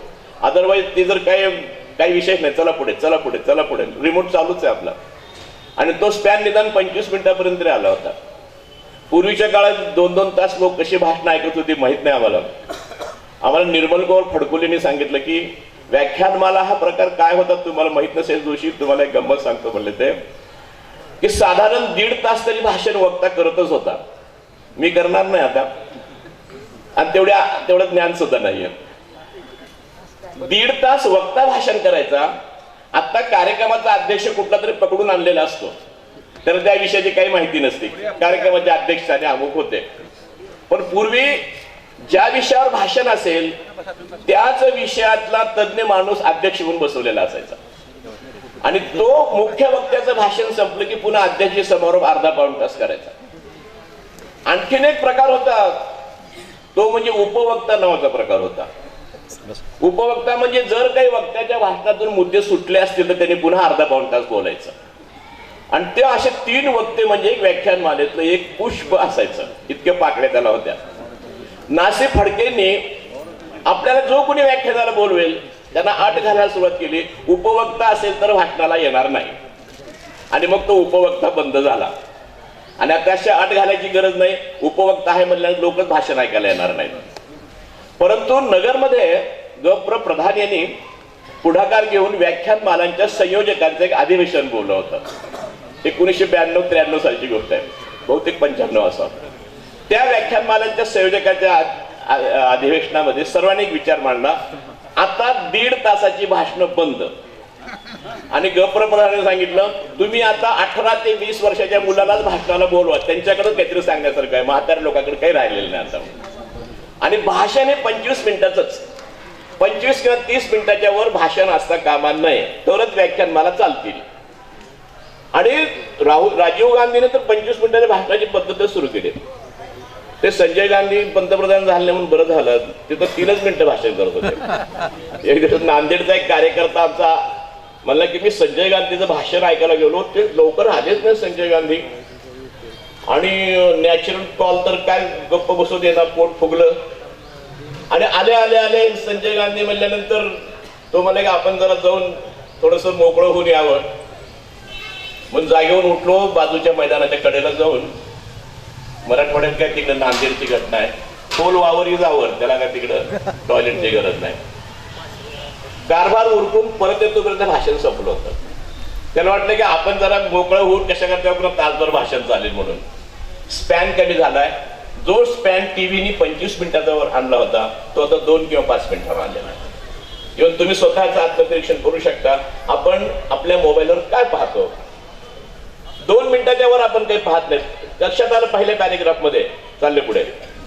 परंतु एक फरक मात्र पडलेला आहे, लिखाणाच्या पद्धतीमध्ये पडलाय. की बातमी कशी लिहावी यावर मी तर पत्रकारांचा गुरु असल्यामुळे मी खूप सांगू शकतो. परंतु आमच्या बातमीचं वैशिष्ट्य असं आहे, बातमी कशी लिहावी, पहिल्या पॅरेग्राफ मध्ये सगळ्या घटनेचा संदर्भ तो सारांश आला पाहिजे. ज्याला आम्ही 6 क-काराचं उत्तर, काय घडले, कसे घडले, कुठे घडले, कोण घडवले, कसे घडले, या सगळ्याची उत्तर आली पाहिजे. तर कळलं पाहिजे. जर इंटरेस्ट असेल तर खाली वाचा. पण हा तुमच्या ही बातमी तुमच्या इंटरेस्टची नाही हे कळवणारा ती लीड असायचा, त्याच्यात सगळं कळायचं. पण आता काय झालेलं आहे की जुन्या काळची जी गरज होती लीड लिहिण्याची ती आता राहिलेली नाही आहे. आणि सोशल मीडियावर काय झालंय की सोशल मीडियावर ती बातमी सांगणाऱ्याला ज्या जाहिराती मिळणार आहेत त्या जाहिराती त्याच्या बातमीवर त्या वाचकाचं किती मिनिटं लक्ष गेलेलं आहे याच्यावर ठरणार आहे. त्याचं मोजमाप करणारे लोक बसलेत. तुमची बातमी 3 मिनिटं वाचली, तुम्हाला जाहिरातीचे 50 रुपये. तुमची बातमी 1.5 मिनिटात वाचून संपली, तुम्हाला 5 रुपये. आणि जर पहिल्या पॅरेग्राफमध्ये बातमी वाचून संपली त्याला काहीच मिळणार नाही. म्हणून बातमी लिहायची पद्धत बघा. सोने महागले किती खाली वाचा आणि मग सोन्याचं वर्णन करतो. मग महाग म्हणजे काय सांगतो आणि शेवटच्या पॅरेग्राफ सांगतो सोनं किती महागलं ते. ही जी पद्धत आहे ती सोशल मीडियाची गरज म्हणून निर्माण झाली, कारण त्यावर त्याचे जाहिरातीचे पैसे अवलंबून आहेत. पण त्यामुळे त्याची वाचनीयता सुद्धा कमी होत चाललेली आहे, हे सुद्धा लक्षात घेतलं पाहिजे. दुसरी गोष्ट, एक फार मोठा बदल सोशल मीडियाने घडलेला आहे. काही प्राध्यापकांशी चर्चा करत होतो, त्यांनी सांगितलं की वर्गात मुलं येणं बंदच झालेलं आहे. मुलं वर्गात येत नाहीत. ते म्हणतात की तुम्ही काय शिकवणार आहे, ते सगळं सोशल मीडियावर आहे, युट्यूबवर सगळं आहे. युट्यूबवर नाही असं काहीच नाही. मग तुम्ही ते शिकवणार, ते युट्यूबवर आम्ही गप्पा मारत घरी आरामात लोळत पडून तिथं करून सगळं आमचा अभ्यास. तुम्ही ह्यापेक्षा वेगळं काही सांगणार आहे का?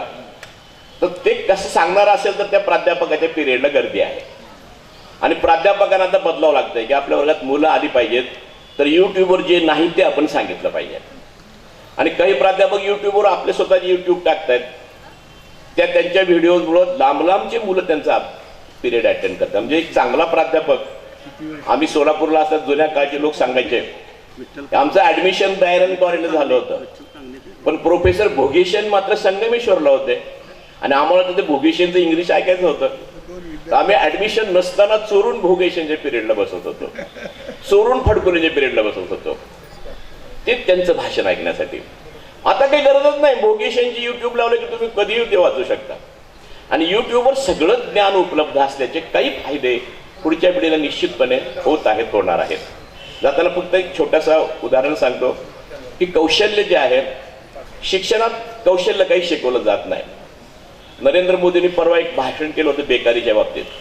सांगितलं की मुलांना विचारलं की बेकारी का आहे, तो म्हणतो की मी BA झालोय, मला नोकरी पाहिजे, मी BCom झालोय, मला नोकरी पाहिजे. नोकरी देणारा काय म्हणतो, तुला काय येतं सांग, तो मी BCom झालोय. अरे पण येतंय काय, येत काहीच नाही, BCom झालोय. तुला काही येत असेल तर नोकरी मिळणार आहे, आणि येत असेल तर तुझ्या मागं नोकरी देणारे लागणार आहे. ते नॅनो टेक्नॉलॉजी विषयी आमच्या मुलाला एकाने सांगितलं होतं, तू नॅनो टेक्नॉलॉजीला जा, नॅनो टेक्नॉलॉजीचं ज्ञान असणारी माणसं कमी पडणार आहेत, तू पाताळात लपून राहिलास तर तुला तिथून शोधून काढून नोकरी देणार, हे लक्षात ठेव. कौशल्य नाही म्हणून बेकारी आहे, ते कौशल्य सोशल मीडियाने वाढू शकतात. मी उद्योजकतेचा ट्रेनर आहे, त्यामुळे मी नेहमी उदाहरण सांगतो की मी कॉलेजमधून बाहेर पडलो 1970 साली. त्यावेळेस विचार केला की आपण नोकरी नाही करायची, आणि मला तेव्हापासून वेळ आहे, मराठी माणसाने नोकरी करता कामा नये, स्वतंत्र उद्योग केला पाहिजे. करायचं काय, तर आमच्या गावामध्ये ज्यूस सेंटर निघालं. ज्यूस सेंटर निघाला आणि आम्ही ते बघायला लागलो. बघितलं म्हटलं असा धंदा आपण केला पाहिजे, कारण इंग्लिश नाव आहे ना धंद्याचं. धंद्याचं एक खासियत असते आपल्या मराठी लोकांची, इंग्लिश धंदा नाही करायचा, बिझनेस करायचा. आणि बिझनेसचं नाव इंग्रजीमध्ये असावं, ते बरं आहे. ज्यूस सेंटर आहे अँड आईस्क्रीम पार्लर. पार्लरचं स्पेलिंग सुद्धा नीट माहीत नव्हतं, तर ते PARLAR लिहित होतं आम्ही स्पेलिंग. तर ते बघितलं आणि म्हणलं असा धंदा करायचा. परंतु तो एक छोटी मशीन होती, त्या मशीनच्या एका बाजूला तो फळं टाकायचा आणि बटन दाबायचं की गुर्र फिरायचं आणि ज्यूस तयार व्हायचा. असं मशीन आपल्याला कुठे मिळेल, त्या मशीनचं नाव माहीत नाही. आम्ही दोघांनी चर्चा केली, आमच्या मित्रांनी मी. ते म्हणले ते यंत्र काय, ते आपल्याला कळलं की आपण ज्यूस सेंटर काढायचं. मग आता त्याला जाऊन विचारायचं की ह्या यंत्राचं नाव काय. तर मित्र आमचा म्हणला तुला कळतं का, ते सांगत नाहीत आपल्याला म्हणून. उगीच मारलं गेलं तर काय करावं आपण, ते यंत्राचं नाव काय, सिक्रेट आहे त्याचं ते काय. ते यंत्र काय आम्हाला कळलं नाही आणि आम्ही आमचा धंदा कॅन्सल केला. ते यंत्र होतं मिक्सर. आता त्या काळामध्ये मिक्सरची माहिती नाही म्हणून आम्ही आमचा व्यवसाय करू शकत नव्हतो. आता अशी स्थिती आहे का? आता मी उद्योजक सांगतो की तुम्हाला कुठलाही प्रश्न पडला की तुम्ही युट्यूबला विचारा, he will give the answer. Each and every question will be answer. मागे आम्ही अशी कथा वाचत होतो की धनी वेलणकर म्हणून उद्योगपती होते सांगलीचे, आणि त्यांना असं कळलं की किर्लोस्करनी एक असं यंत्र आणलेलं आहे ज्यावर कपडा आपोआप विणला जातो. पण ते काय मशीन आहे काही कळत नव्हतं. म्हणून मग त्यांनी काय सांगितलं की आपण आज जाऊन ते बघायचं. पण वॉचमन आज सोडत नव्हता, हे मशीन कुणाला दाखवायचं नाही. मग ह्यांनी पठाणाचा वेश घेतला, वॉचमनची नोकरी पत्करली, आणि त्या वॉचमन म्हणून आज शिरून ते मशीन बघितलं, त्याच्यावरचं नाव बघितलं, ते मशीन विकत आणलं. आता ही करायची गरज आहे का? मला परवा मी उस्मानाबादला गेलो होतो आणि तिथे आम्ही असं महिलांना सांगतो बचत गटाच्या की तुम्ही भाकरी करून विका, भरपूर धंदा आहे. मंगळवेढ्यात आहे व्यवसाय, मला माहिती आहे. किंबहुना भाकरी करून विकायची कल्पना मंगळवेढ्यातच निर्माण झाली आणि वाढलेली आहे. पण त्या बायका म्हणाले की आम्ही भाकरी खातो, पण ती आपली गावरान पद्धत आहे. बाहेरच्या लोकांना कशी भाकरी खातात काय माहिती आहे. म्हणून कशी असते भाकरी, भाकरीसारखीच असते ना, वेगळं काय असणार आहे. नाही ना, पण काय वेगळं असेल तर मग आपण गंमत करू म्हणलं. आणि मी मोबाईलवर यूट्यूबला टाकलं की भाकरी कशा थापाव्या. 350 व्हिडिओज मिळाले भाकरी कशा थापाव्याच्या विदिन सम मिनिट्स. हे जीवनातलं कौशल्य वाढवण्यासाठी आवश्यक असलेलं नॉलेज आहे, ते ओपन झालेलं आहे. म्हणून मी नेहमी सांगतो की महात्मा फुले म्हणत होते, विद्येविना मती गेली, मती विना गती गेली, गती विना वित्त गेले, हे सारे अनर्थ एका अविद्येने केले. आणि जी विद्या काही ठराविक लोकांनी आपल्या हातात ठेवलेली होती, ती लोकांना दिलेली नव्हती, आता ती अविद्या किंवा ती विद्या जी आहे ती आता मोकळी झालेली आहे. तो सोशल मीडियाचा परिणाम आहे. त्यामुळे सोशल मीडियाकडे थोडंसं वक्रदृष्टीने बघण्यापेक्षा, चिंता करण्यापेक्षा चिंतन करावं आणि त्याचे फायदे समाजाला कसे मिळतील याचा विचार करावा. शेवटी एक गोष्ट सांगतो छोटीशी, सोशल मीडियामुळं प्रिंट मीडिया बंद पडणार आहे. मी प्रिंट मीडियात काम केलेला माणूस आहे म्हणून सांगतो. गेल्या 15 दिवसात मी माझ्या घरी आलेलं कोणतंही वर्तमानपत्र उघडून वाचलेलं नाही, तरी मी लिखाण करतोय, कारण तो विषय मला सोशल मीडियावर वाचायला मिळतोय. अमेरिकेमध्ये एक पत्रकार आहे, त्यांनी असं सांगितलेलं आहे, इसवी सन 2034 साली या जगातलं शेवटचं वर्तमानपत्र छापलं जाणार आहे.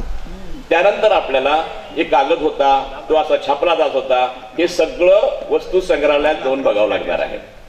हा सगळा परिणाम सोशल मीडियाचा आहे. त्याचा फायदा एक होणार आहे, बांबूची बनं टिकणार आहे. नाहीतर आपण वर्तमानपत्र छापण्यासाठी किती झाडं तोडतो, पर्यावरणाचं नुकसान करतो. हा सोशल मीडियाचा एक फायदा आहे. मोठमोठे रजिस्टर्स बाबूराव महेंदरगीकर तिथे आहेत, त्यांना विचारा. ते पूर्वी त्यांच्या प्रेसमध्ये कामं करत होती, जिल्हा परिषदेचे मोठमोठे रजिस्टर्स होते, ते रजिस्टर छापायचं काम त्यांना मिळत होतं. सगळी कामं बंद झाली, कारण सगळं CD मध्ये आलेलं आहे. आता CD गेले, आता आपल्या ह्या डबीमध्ये येऊन बसले सगळं. पूर्वी असं म्हणायचं की नॅनो टेक्नॉलॉजी येईल त्यावेळेस 10,000 पुस्तकांचं एक ग्रंथालय एवढ्या चकतीमध्ये बसलेलं असेल. त्या चकतीची गरजच नाही, आता माझ्या खिशातच बसलेलं आहे. आणि क्लाउड टेक्नॉलॉजीमुळं ही सगळी इन्फॉर्मेशन जगातली त्यावर कलेक्ट होते आणि ती आपण एनी टाइम आपल्या मोबाईलमध्ये सॉल्व्ह करू शकतो. हा एक चमत्कार आहे मानवी जातीच्या इतिहासातला. त्याकडे पॉझिटिव्ह दृष्टिकोनातून पाहिलं पाहिजे असं मला वाटतं. आपण मला ह्या कार्यक्रमाचा वक्ता म्हणून बोलवलं आणि नंतर अध्यक्ष केलं. ते मला अध्यक्षी भाषण करा म्हणल्यानंतर कळलं की मी अध्यक्ष आहे म्हणून. नाहीतरी अध्यक्ष काय करतो, कुणी जर जास्त बोलायला तर बेल वाजवतो. पण वक्तेच आहेत एन 3. म्हणलं कुलकर्णी सर बोला सविस्तर तुम्ही. त्यांच्याकडे नॉलेज, चिंतन त्यांचं खूप आहे. त्यांनी छान विचार मांडले. ह्या दोघा वक्त्यांचा मी आभार मानतो, तुमचे आभार मानतो. माझं भाषण थांबतो. सर, आपण पत्रकारी क्षेत्रातील प्रदीर्घ अनुभव आणि चिंतन या परिसंवादाच्या अध्यक्षी मनोगतातून आपण व्यक्त केले. यानंतर आजच्या सत्रातील इथंच बसत होता ना, ऐकत बसत होता. अत्यंत देखणा परिसंवाद, अत्यंत सुंदर. आम्हाला तुम्ही सजग केलं आणि सावधी केलं आणि माध्यमातील साहित्य याबद्दल चिंता तर व्यक्त केलीच, चिंतनही मांडलं, चिकित्साही केली, तुलनाही केली. इतकं सुंदर हे सत्र चालू असताना खरं तर पुढच्या सत्राची आमची ती गरज आहे. अत्यंत सुंदर असे सत्र पार पडले, संपूच नाही असं वाटत होतं. माझ्या डोक्यात एक अशी कल्पना आली की ह्या संमेलनाचं जे सगळं अगदी उद्घाटनापासून ते समारोपापर्यंत कदाचित आपण आम्ही संपादकाशी चर्चा करू आणि त्याचे पुस्तक निश्चितपणानं काढावं असं ह्या सगळ्या कालच्या आणि आजच्या परिसंवादावरून, त्यानंतर अध्यक्षीय आणि स्वागताध्यक्षाच्या भाषणावरून असं जाणवायला लागलंय की आपण त्याचं एक पुस्तक करावं. कारण हे अक्षर वाङ्मय असं टिकून राहिलं पाहिजे आणि ते या माध्यमांच्या जसं वाऱ्यावरची वारात असल्यासारखं जाईल निघून, त्याच्यापेक्षा ती बंदिस्त करून ते पुस्तक करता आलं तर निश्चितपणे आम्ही करू. मला वाटतं संपादकाने ती परवानगी दिलेली आहे आणि ते जाहीर करतो की त्याचं पुस्तक निश्चितपणाने 1 महिन्याच्या अवधीमध्ये येईल. आपण प्रकाशन यांच्याच असते 15 दिवसात. आणि आमच्या दिगंबर भगरेने एक गोष्ट मनात घेतली की ओके असं त्यांचं ते काम आहे. तर तुम्ही कोकणातून आलात, 2 वक्ते सोलापूरहून आलेत, अत्यंत सुंदर असं समृद्ध चिंतन आपल्यासमोर मांडलं, त्याबद्दल मनपूर्वक आभार आहे. धन्यवाद.